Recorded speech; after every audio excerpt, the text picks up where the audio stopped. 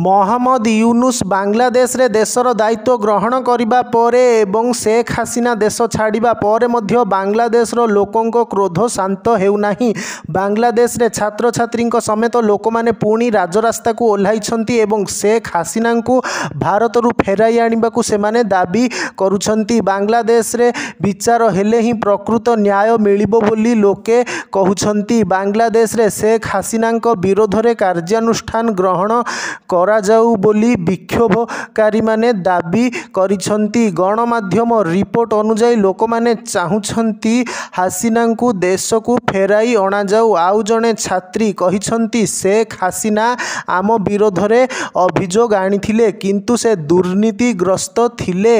आमे भारतर प्रधानमंत्री शेख हसीना को बांग्लादेश पठाइबाकू कहिबाकू चाहुछु। आंदोलनकारी छात्र छात्री माने कहिछंती जे आमर लड़ाई केवल दुर्नीति विरोध रे थिला।